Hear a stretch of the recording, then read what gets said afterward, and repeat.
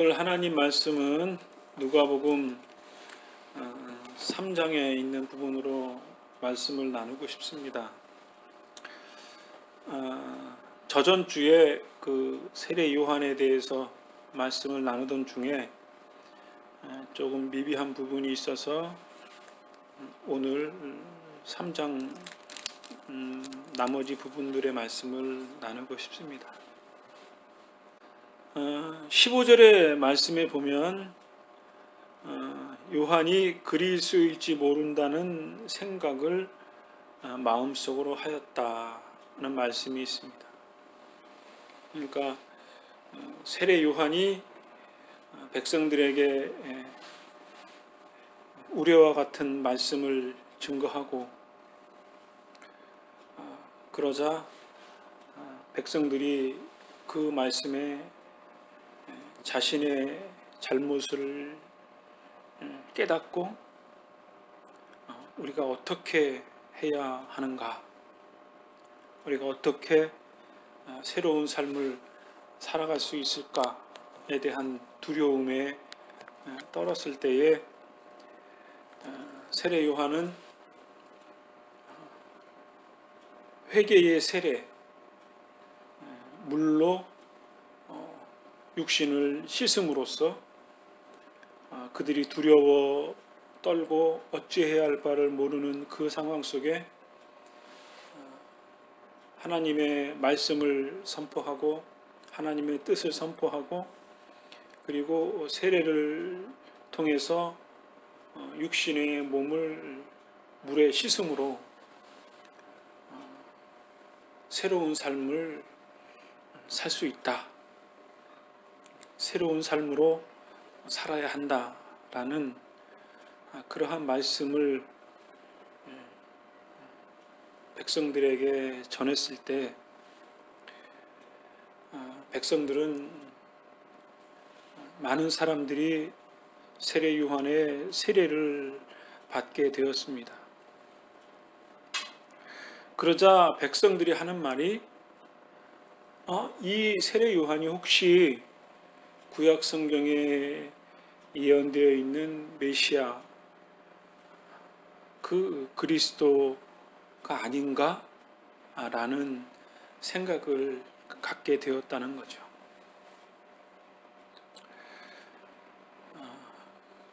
상황이 이렇게 급변하게 되자 요한이 16절에 이렇게 말을 합니다. 나는 물로 세례를 주지만 나보다 더 능력 있으신 분이 오실 것이다. 나는 그의 신발끈을 풀기에도 부족하다. 그는 너희에게 성령과 불로 세례를 주실 것이다. 이렇게 말씀을 합니다. 그러니까 백성들이 물 세례를 통해서 새로운 삶을 살아갈 수 있는 동기부여가 된 것처럼 됐지만 나는 이 물세례 분이 줄 수 있는 게 없다. 세례 요한의 최대한의 사명은 물세례를 백성들에게 베푸는 것뿐이다. 그러나 내 뒤에 오시는 분은 능력이 더 많으신 분이다. 당신들이 나를 그렇게 그리스도일지 모른다라고 생각하는 나일지 모르지만 내 뒤에 오시는 그분은 나는 그분의 신발끈을 묶을 수 없을 만큼 거룩하신 분이고 능력이 많으신 분이다. 도대체 어떤 분이길래 무슨 일을 행하실 수 있는 분이기에 그럴까? 나는 물로 세례를 주지만 그분은 성령과 불로 세례를 주신다. 성령과 불이라고 하는 의미는 세상 사람들이 줄 수 없는 것을 의미하겠죠. 내 뒤에 오시는 그 메시아 그분은 하나님의 절대적인 능력을 힘입은 분이시고, 그분은 하나님이시고 하나님의 아들로서 하나님이 인간의 몸을 입고 오신 거룩하신 분이고, 그분이 주시는 것은 내가 물로 세례를 주는 그런 현상적인 것과는 다른 성령과 불로 주는 세례를 주실 것이다.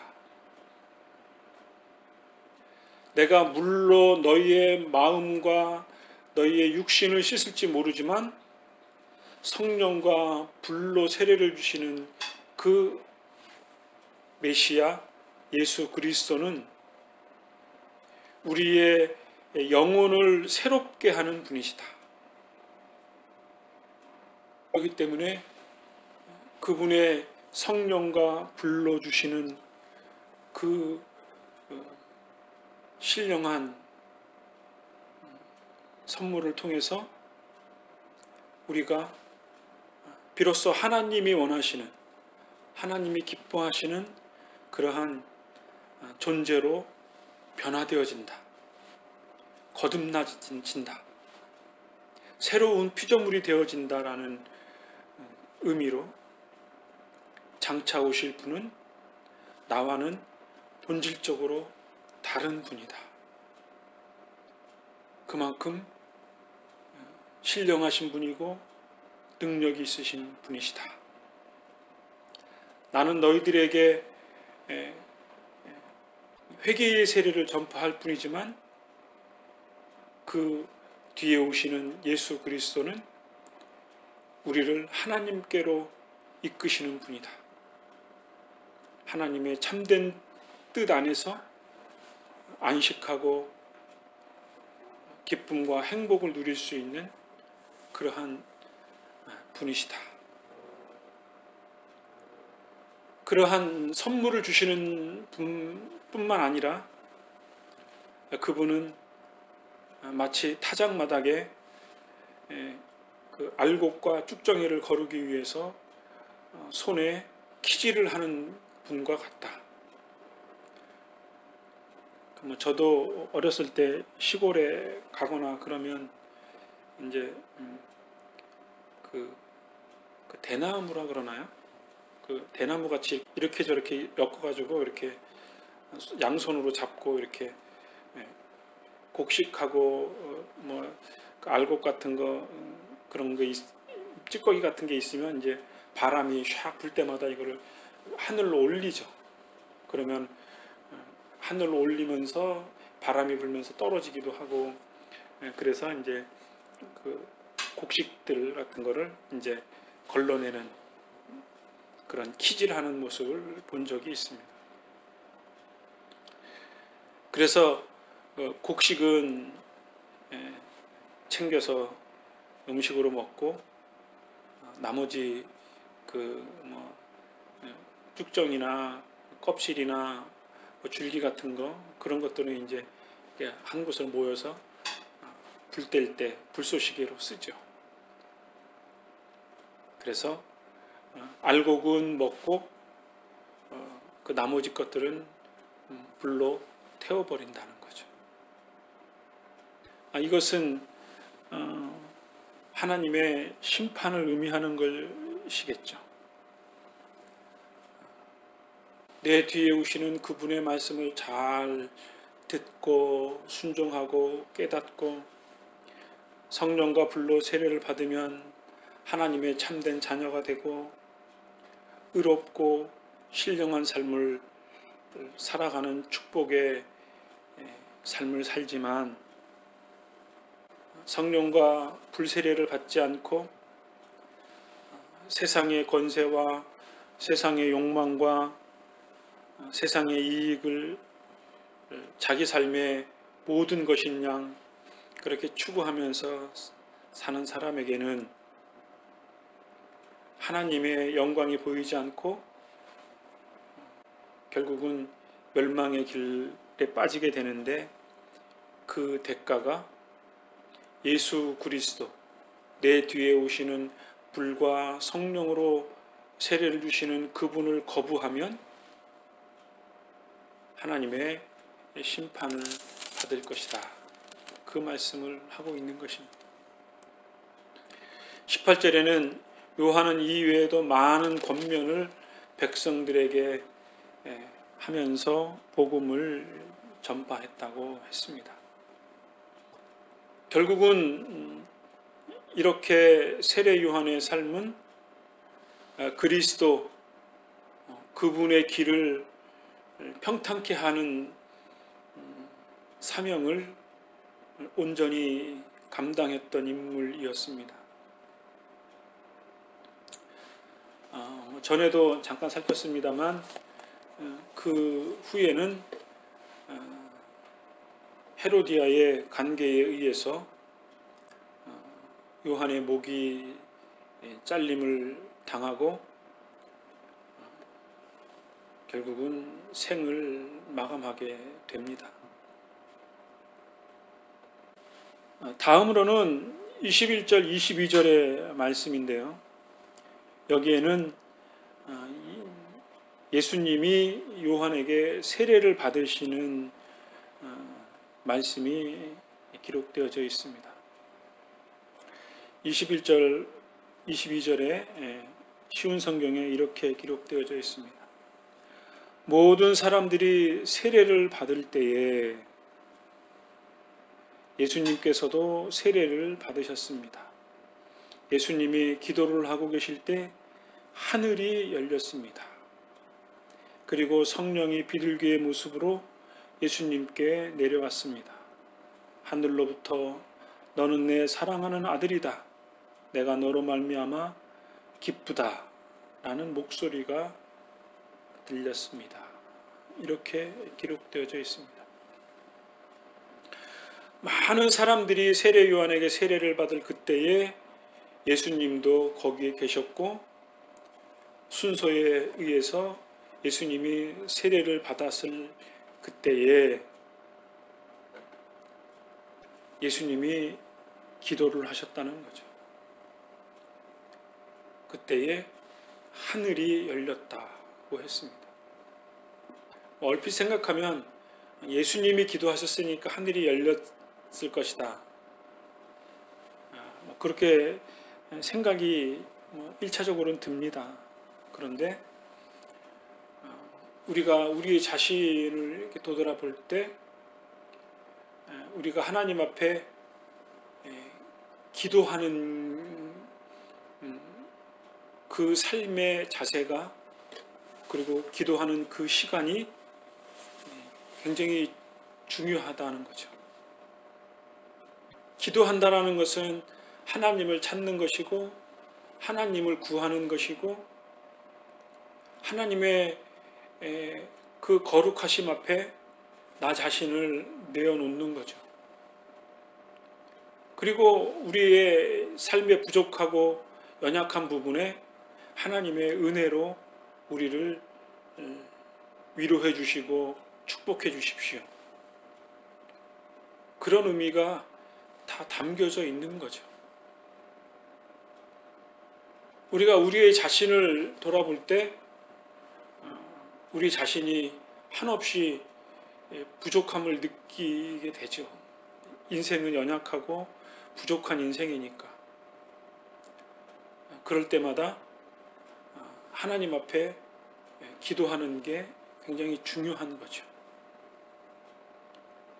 하늘에 소망을 갖고 하나님의 영광을 바라볼 때 하늘의 문이 열리고 그 거룩함이 내 영혼 속에 이렇게 교통할 때 하나님의 영적인 임재가 임할 때 앞에서 말씀드렸던 성령과 불이 내 영혼을 불태울 때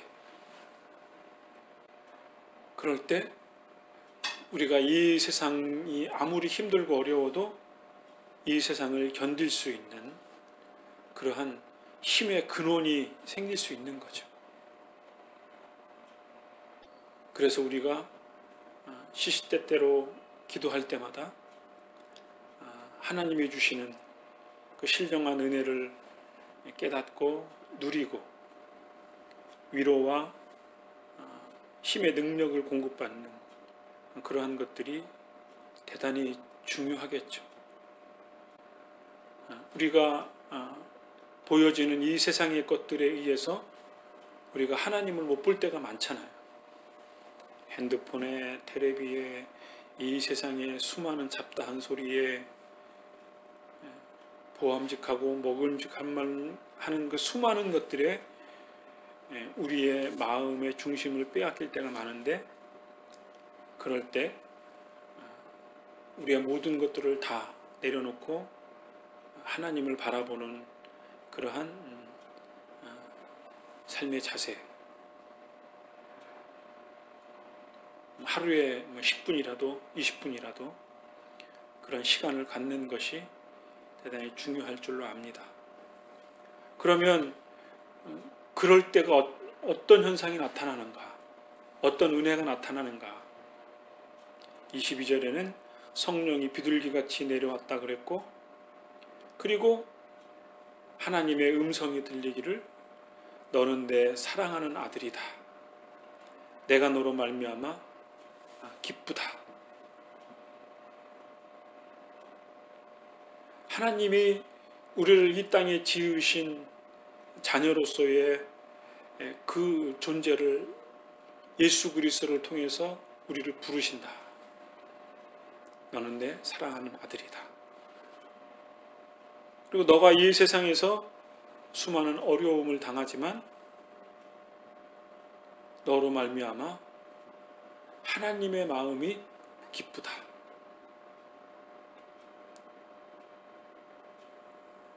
상상하기 어려운데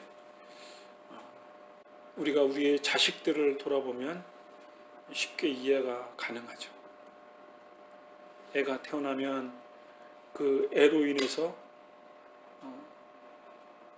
사랑스럽고 기쁘죠. 그 아기가 해줄 수 있는 거는 그 아기가 나한테 해줄 수 있는 건 없죠. 그런데 내 몸에서 난 아기가 나 자신을 바라봐주고 내 눈을 맞춰주고 웃고 젖을 먹고 모유를 먹고 음식을 먹고 그런 것으로 그 생명으로 말미암아 나 자신이 기쁘죠. 이러한 그 영적인 교감,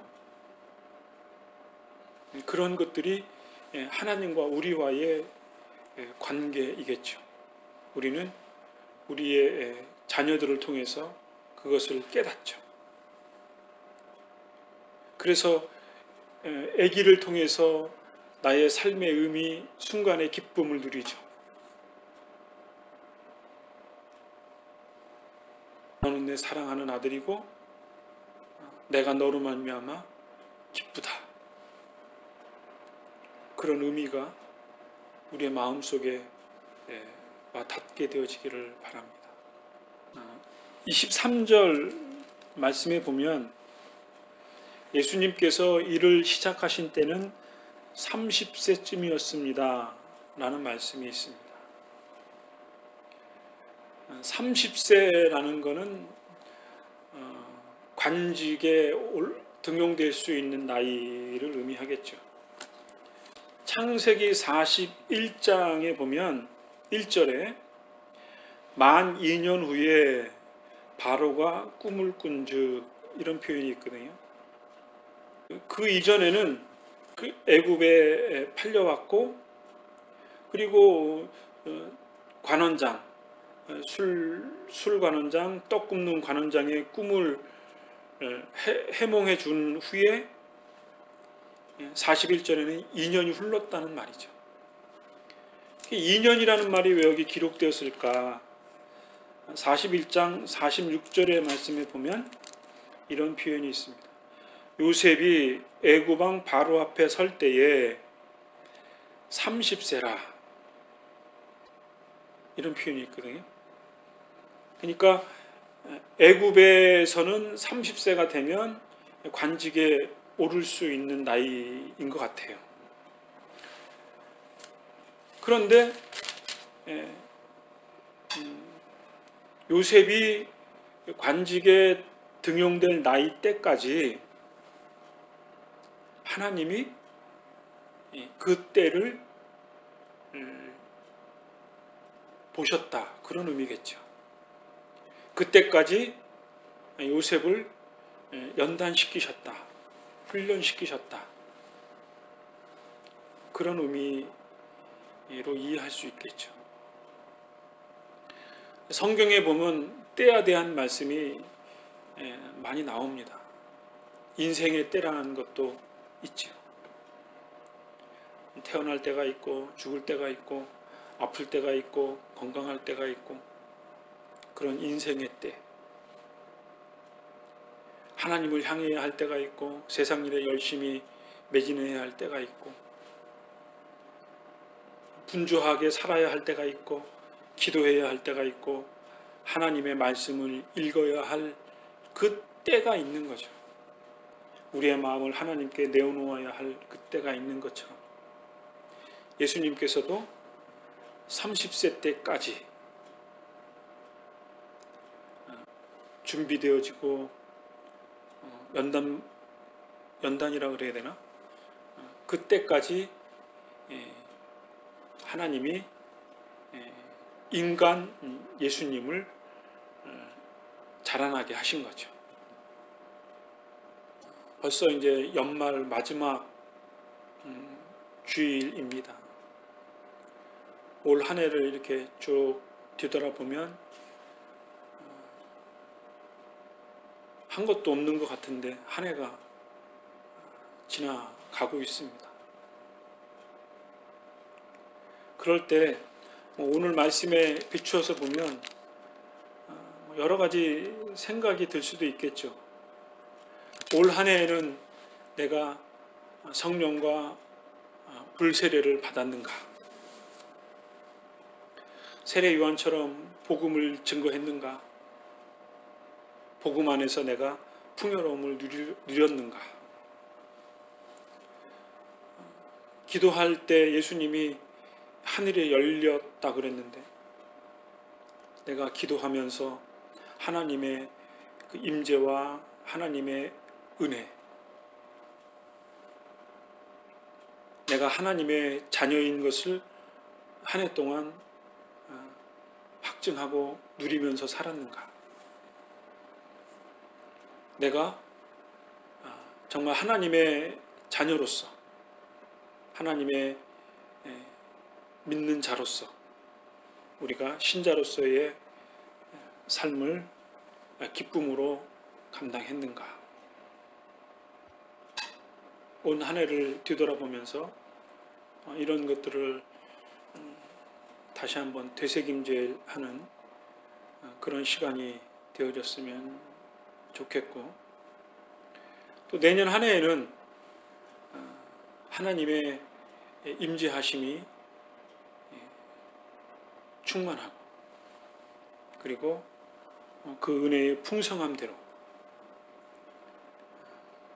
하나님의 영적인 진리를 더 깊이 알아가고 또 우리의 삶에서 그 진리를 누리면서 살아갈 수 있는 그런 풍요로움을 누리는, 열매를 맺는 그러한 내년 한 해를 꿈꾸면서 올 한 해를 잘 마무리하는 귀한 한 주간이 되었으면 좋겠습니다. 이런 은혜의 삶으로 우리가 살아가게 되어지기를 간절히 바랍니다. 기도하겠습니다.